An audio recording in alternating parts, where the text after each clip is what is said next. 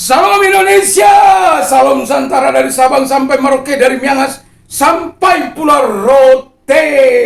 Haleluya.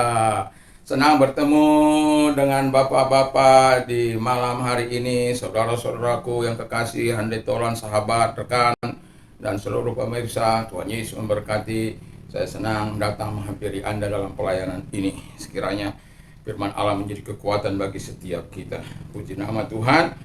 Dan kita akan baca, kalau tadi pagi saya mengingatkan kita bagaimana Sadrak, Mesak, Abednego dalam menantang ketidakmungkinan. Ini juga bagaimana Daniel menantang ketidakmungkinan. Believe in impossible bagian kedua.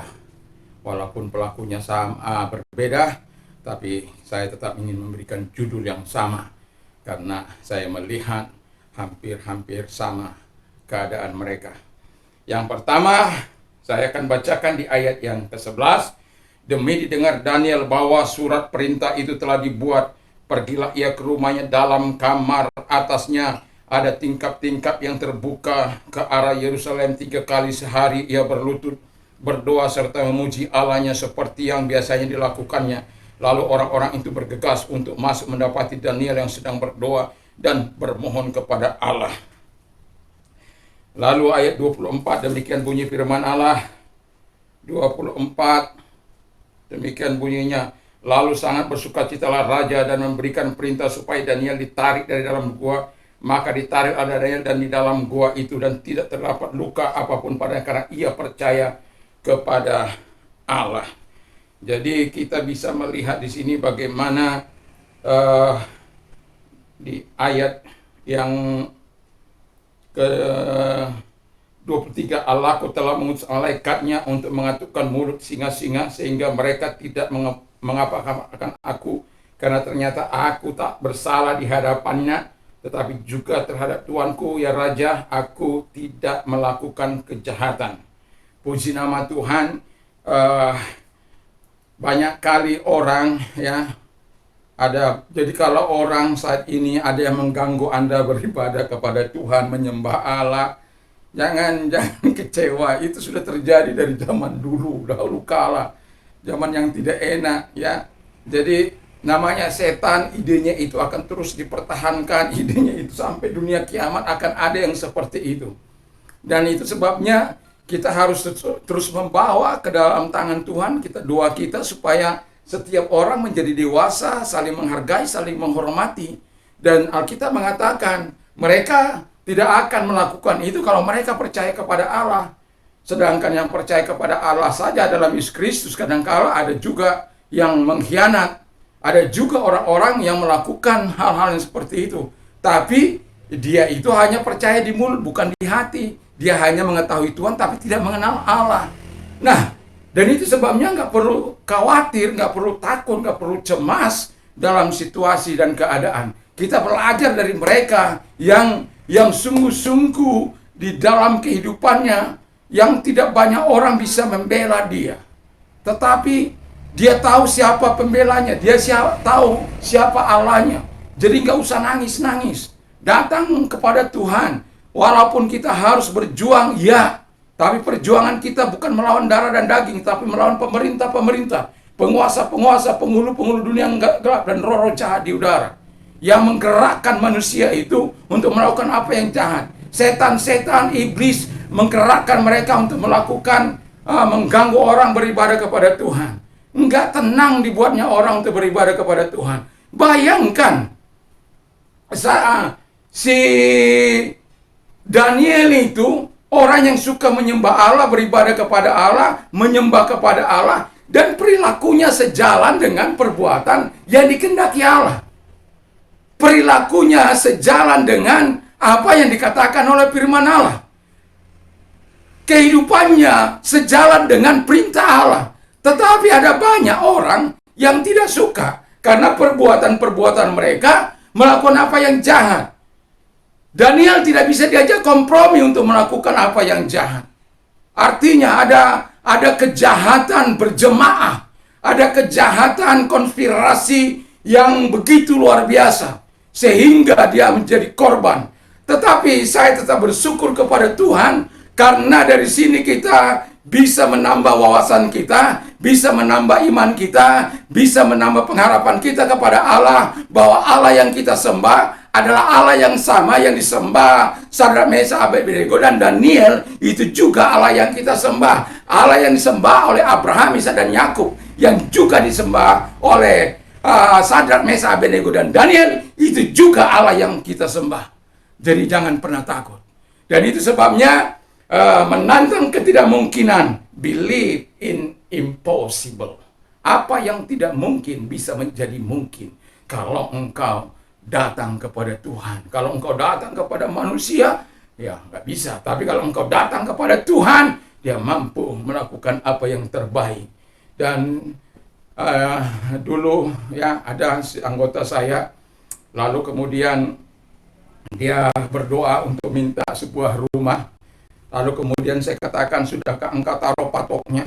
Maksudnya, oh patoknya itu bagaimana? Ya kamu minta tanah di mana? Ini kan tanah ini luas, mau tanah tiba-tiba ada di Jakarta sana, sementara dia ada di sini. Ini ada enggak betul. Jadi kamu mau minta tanah di bagian mana? Oh saya mau minta tanah, lalu dikatakan di jalan ini. Oke, kita berdoa bersama-sama. Dan ketika kita berdoa, dan ternyata pemilik tanah itu adalah teman istri saya. Tapi sebelumnya kita nggak tahu itu sama sekali. Tetapi setelah kita mengadakan doa, lalu kemudian dia ngesir tempat itu, lalu kita mulai berdoa menyatakan, langit dan bumi Tuhan punya. Berdoa kepada Allah dengan kesungguhan hati. Dan pada akhirnya Tuhan mengabulkan dan menjawab doa. Dan itu menantang ketidakmungkinan. Kalau orang-orang yang nggak sehat imannya, itu pemaksaan. Itu namanya. Tapi saya mau katakan kepada kita, nggak perlu apa. Ketika saya mau bangun ini dengan ya kalau yang nggak sampai jutaan lah gitu ya, 1.300.000 itu. Nah, karena sudah lama ya, 1.200.000-an lebih. Ya, hampir 1.300.000 lah. Orang kata bilang, bangun lantai berapa? Sampai lantai 3. Dan orang mentertawainya. Tapi saya jadi juga nanti, walaupun belum tertutup. Semua sudah tepat, tapi belum sampai selesai. Tetapi nggak apa-apa lah ya. Jadi kalau kita percaya kepada Tuhan, apa yang tidak mungkin menjadi mungkin bagi kita. Nah, lalu kita fokus kepada ini, si Daniel ini. Daniel ini, dia adalah the man of prayer. Suka berdoa. Nggak peduli, sudah dilarang.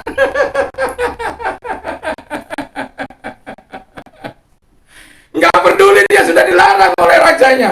Nggak peduli. Loh, orang mau berdoa aja sih kok dilarang-larang. Tapi memang itulah senjata setan untuk meruntuhkan imannya, meruntuhkan keyakinannya, untuk meruntuhkan kepercayaannya. Tuhan katakan, Pak Petrus katakan, aku akan lebih taat kepada Allah daripada kepada manusia. Pengaturan-pengaturan yang tidak sejalan dengan kehendak Allah. Masa untuk ibadah saja kita dilarang? Kalau pemerintah yang bijak, maka dia akan menunjukkan, oh ya, mari saya sediakan tempat bagimu. Saya sudah dijanjikan beberapa kali, tapi nggak sedia-sedia. Karena saya tidak apa dengan tempat ini.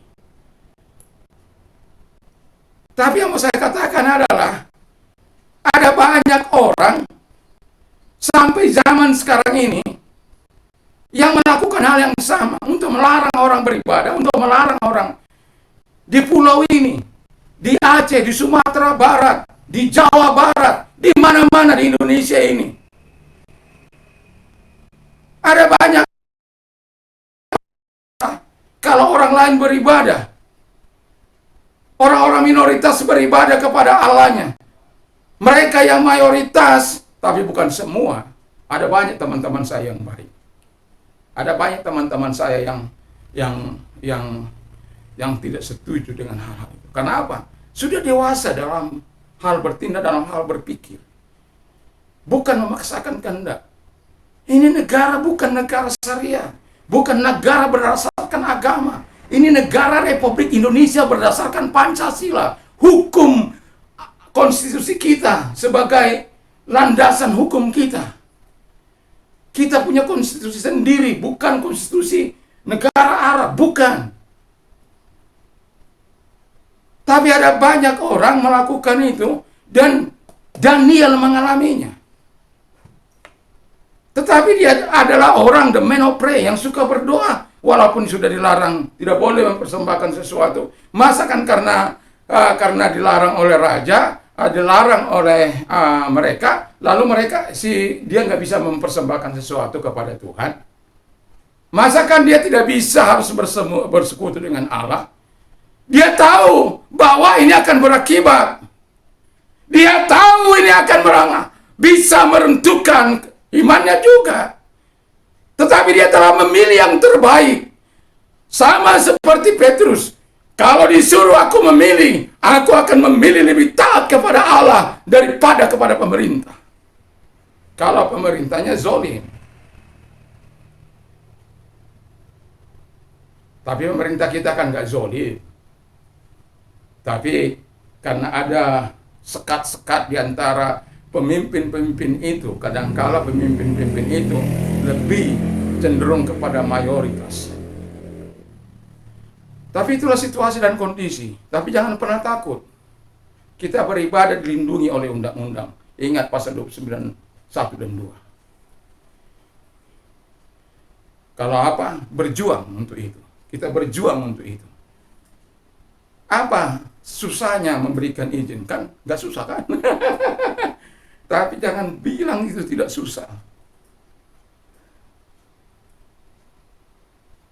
Dan 120 menteri bersepakat karena mereka melakukan apa yang jahat di mata Tuhan. Orang yang jujur, orang yang benar, orang yang mengasihi Tuhan dengan sungguh dan perbuatannya tidak menunjukkan hal-hal yang jahat, tetapi mereka harus dipersekusi, harus dianiaya, harus disiksa, harus dimasukkan ke dalam gua singa supaya mereka mati. Tetapi saya mau katakan Allah yang besar itu, the man of prayer, Daniel the man of prayer itu, dia melakukan apa yang berkenan di mata Tuhan. Dia menyatakan imannya, dia tidak takut siapapun dan apapun. Dia tetap beribadah kepada Allah. Dan kita mengatakan dia bertelur, dia berdoa, dia memuliakan Allah. Sekalipun ada larangan untuk dia beribadah kepada Allah. Ada konsekuensi dari perbuatannya itu ada. Dan pada akhirnya, atas nama hukum media Persia pada waktu itu, setiap orang yang di mana peraturan sudah dibuat tidak bisa dilanggar. Kalau dilanggar, itu akan mendapat hukuman. Dan itu nyata. Haleluya. Darius itu sebenarnya tidak ingin. Dia terperangkap. Karena dia tahu siapa Darius itu. Dia berbeda iman dengan Darius. Dia berbeda kepercayaan dengan Darius. Daniel ini berbeda kepercayaan dengan menteri-menteri itu. Hanya dia seorang di negeri itu. Tapi jabatannya begitu luar biasa tingginya. Dia membawahi banyak pasukan. Orang, makanya dikatakan itu orang buangan itu. Orang, kalau mau saya katakan, orang buangan aja sok-sokan. Orang buangan mau memimpin bangsa ini. Orang buangan. Saya mau katakan, jangan takut. Ya, jangan takut. Jangan takut diintimidasi. Ya. Kalau engkau tetap benar di hadapan Tuhan, mari kita. Saya pernah mengalaminya dan saya terus mengalami masa-masa yang sulit, tetapi saya terus berkata kepada Tuhan, datang kepada mereka. Ya, jadi tetaplah berdoa dalam situasi dan kondisi apapun. Tetaplah beribadah kepada Allah dalam kondisi dan apapun. Memang kadangkala banyak yang nggak siap. Banyak orang tidak mau menderita oleh karena namanya. Bisa penderitaan itu datang, bisa menghancurkan iman seseorang, tapi bisa juga membuat iman orang itu semakin menyala-nyala di hadapan Tuhan. Semakin antusias, semakin bergairah. Karena apa? Dia tahu siapa Tuhannya. Kalau dia tidak mengenal Tuhannya, ya nggak bisa seperti itu.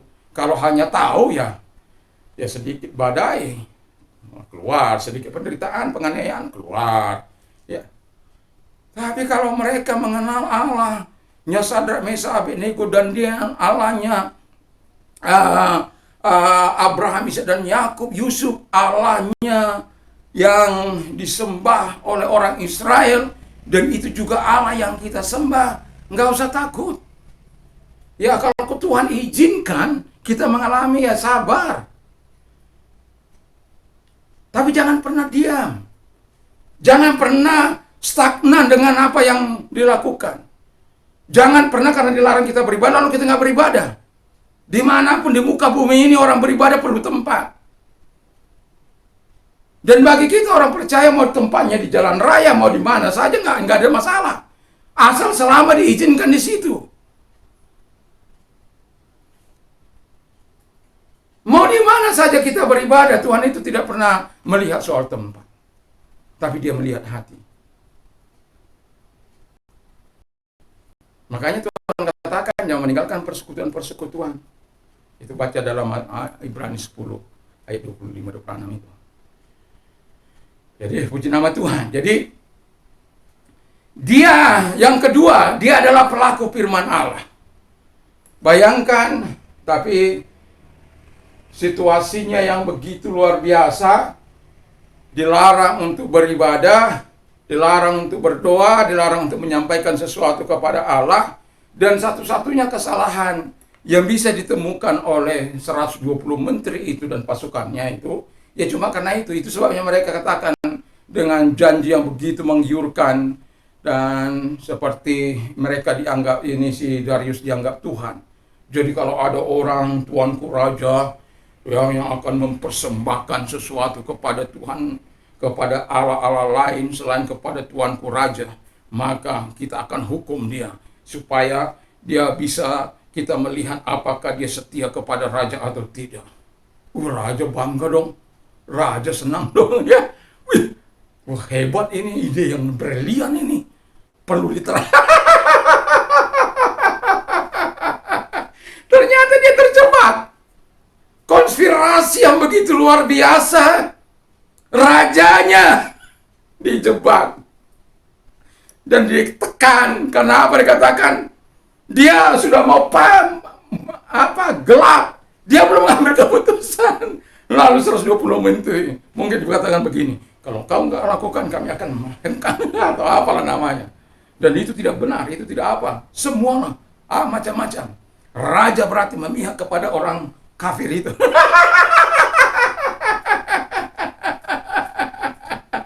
Kalau raja memihak kepada orang kafir itu, kami akan kulit. Dari Yesus jadi takut. Takut. Ya, dengan terpaksa kata firman Allah, dia akhirnya memasukkan Daniel ke dalam lubang singa. Setelah dimasukkan dalam lubang singa, apa yang terjadi? Dia dihibur oleh dayang-dayang yang nggak mau. Yang biasanya raja-raja kan suka-suka main itu cewek-cewek, tapi raja itu nggak mau. Dihibur dengan yang cantik-cantik. Ya harusnya kalau apa kan dia harusnya gembira. Ini justru dia susah. Karena apa? Orang andalannya, orang kepercayaannya. Tapi karena situasi membuat orang ini nggak bisa berbuat apa-apa, nggak berdaya, dan harus dikorbankan. Daniel harus dikorbankan, kalau enggak chaos. Bisa terjadi. Haleluya. Ya, masih ingat 212. Demi menghalalkan semua cara menjual ayat dan mayat.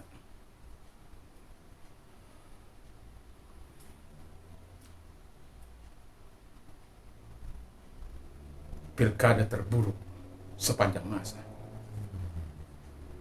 di mana terjadi pertentangan yang sangat luar biasa, membuat kita sedih, takut, cemas, khawatir apa yang akan terjadi.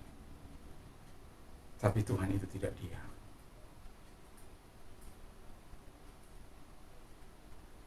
Sekencang-kencangnya kejahatan berlari, satu kali kebenaran akan menghadang.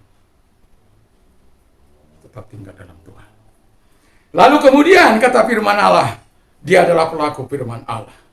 Lalu kemudian setelah dimasukkan ke dalam dapur, ke dalam lubang singa, pagi-pagi datanglah si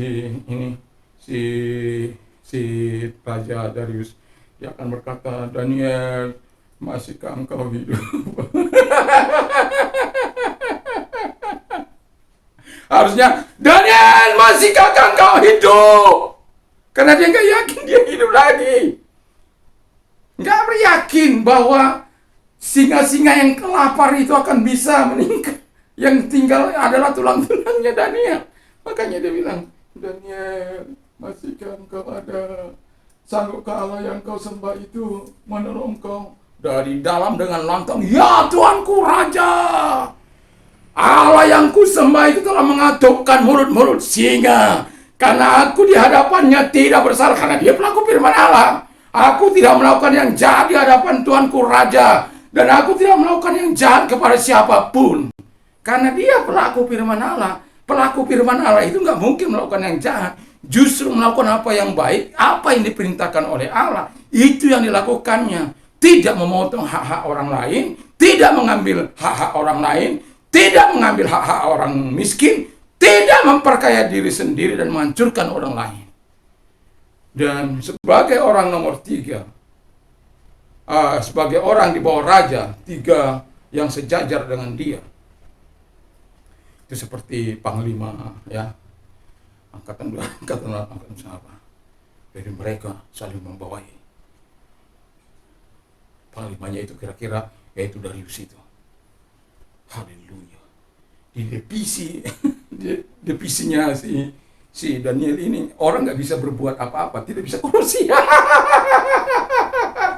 tidak bisa ngambil milik orang lain, nggak bisa. Daniel, wah, karena dia pemimpin, makanya raja sangat senang karena raja dibuat beruntung, dibuat negara maju, dibuat negara ya seperti Ahok lah. Orang-orang yang takut akan Tuhan itu tidak akan pernah merugikan siapapun, apalagi sampai merugikan negara. Terkecuali dia hanya kenal Tuhan.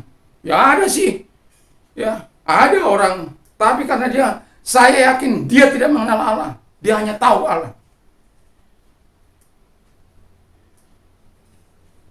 Dan itulah sebabnya saya mau katakan kepada kita, teruslah ya jadi pelaku firman Allah. Dan yang terakhir kata firman Allah, bahwa Daniel tetap percaya sekalipun dia harus dimasukkan ke dalam lubang ini. Dia tetap percaya. Dan Anda tahu setelah dia dimasukkan ke dalam, dikatakan Tuhan, ya Tuanku Raja, aku ini nggak bersalah di hadapan Tuhan, di hadapan Raja, di hadapan semua orang, aku ini nggak bersalah sebenarnya. Aku ini hanya difitnah. Aku ini hanya dibuat sebagai orang yang harus dimusnahkan, karena kalau orang ini tidak dimusnahkan, mereka tidak akan bisa membajak, mereka tidak akan bisa bertindak semena-mena, karena ada ini si Daniel ini. Makanya dicoba diruntuhkan dari latar belakang kehidupannya, dari latar belakang agama.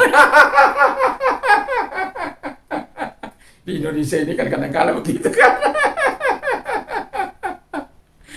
Haleluya. Tapi saya berdoa supaya bangsa ini semakin dewasa ke depan. Saya bersyukur ada orang-orang yang antusias untuk menjalin perbedaan itu, membuat perbedaan Indonesia sangat indah. Saya bilang pernah itu Indonesia itu seperti kola.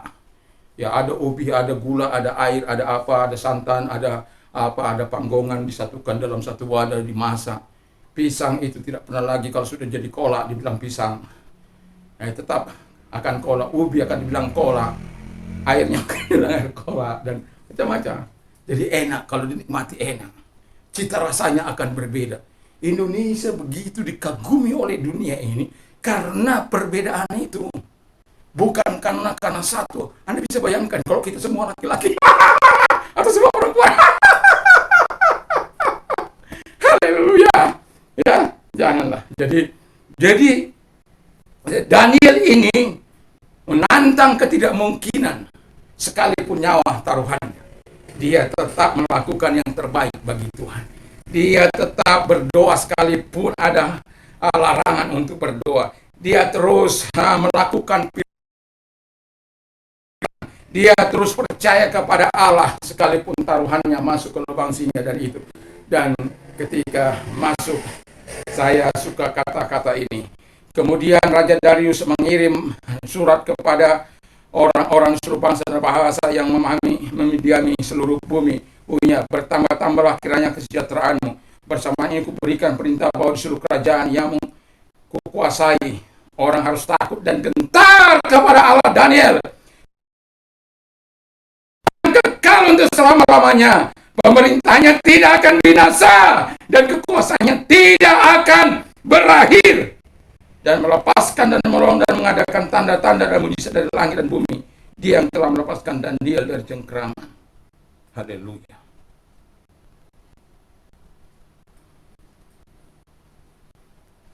Pada intinya adalah ketika kita melawan ketidakmungkinan, ya memang taruhan sangat luar biasa.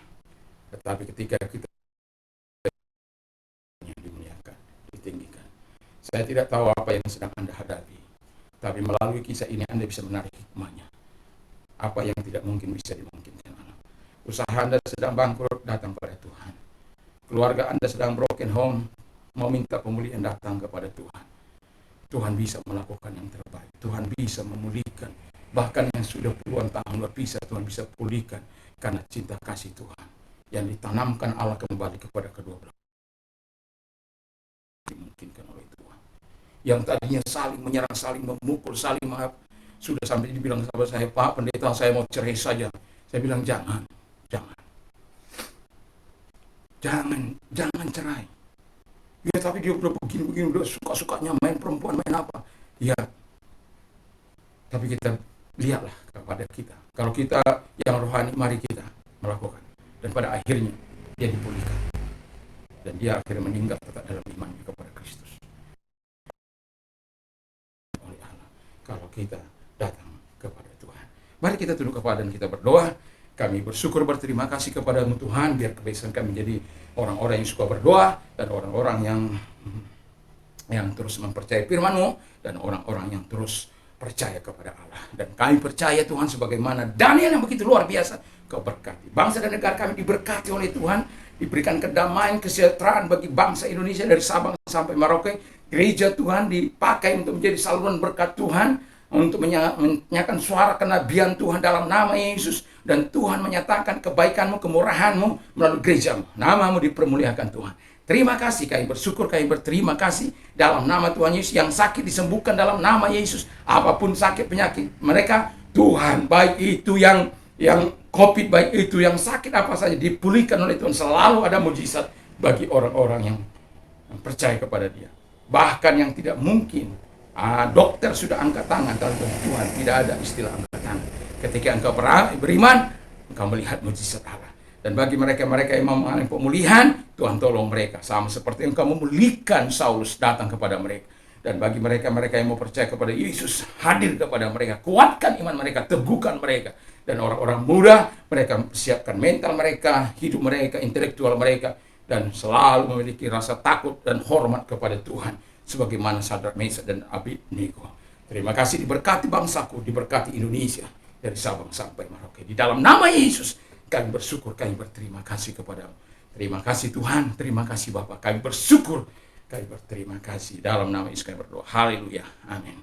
Tuhan memberkati kita. Kalau kita mau tidur malam ini, jangan lupa untuk terus berdoa, membaca firman Allah, mendengarkan firman Allah. Supaya iman kita terus sehat, kuat, dan kita tetap bisa memuliakan Tuhan.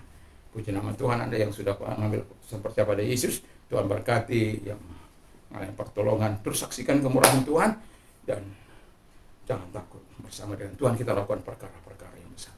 Puji nama Tuhan. Dan juga saya mau ingatkan kita bahwa berbahagialah orang yang mendengar dan menyimpan firman Allah. Allahku akan mencukupi segala kebutuhan menurut kekayaan dan kemuliaan dalam Kristus. Apa saja yang kau minta dan doa, percayalah, percaya engkau sudah menerimanya. Damai sejahtera Allah yang melampaui segala akal akan memelihara hati dan pikiran kita di dalam Kristus Yesus. Apa saja yang orang lain ingin lakukan kepada, lakukan juga lah demikian kepada mereka. Ya, kalau dicubit sakit jangan mencubit. Dan juga ya, jangan Anda bersukacita dengan orang yang menangis. Jangan menangis pula dengan orang bersukacita. Tapi menangislah dengan orang menangis. Bersukacitalah dengan orang bersukacita. Dan doa dan harapan saya, kekuatan Tuhan yang senantiasa dianugerahkan bagi orang percaya terus mengalir dalam hidup kita. Alkitab mengatakan supaya kita bisa berkata, segala perkara dapat kutamu dalam Dia yang berikan kekuatan kepadaku. Kalau Dia yang berikan kekuatan, saya yakin dan percaya kita akan bisa mengatasi persoalan kita. Puji nama Tuhan. Tuhan Yesus memberkati kita. Haleluya. Kepada ada penegak narkoba dan pengguna narkoba, bertobatlah. Yesus sangat mengasihimu. Datang kepada Yesus. Dia sanggup memberikan ketenangan bagimu. Dia sanggup memulihkan engkau. Dia sanggup menolong engkau. Dan kalau setanlah yang akan menghancurkan hidupmu. Dan kalau engkau tinggal di situ, kau bisa binasa. Kau bisa menghancurkan hidupmu, keluargamu, masa depan, bahkan bangsa dan negara ini. Pakai hidupmu untuk dipakai oleh Tuhan menjadi berkat bagi bangsa ini. Tuhan Yesus memberkati. Salam Indonesia, salam Nusantara. Haleluya.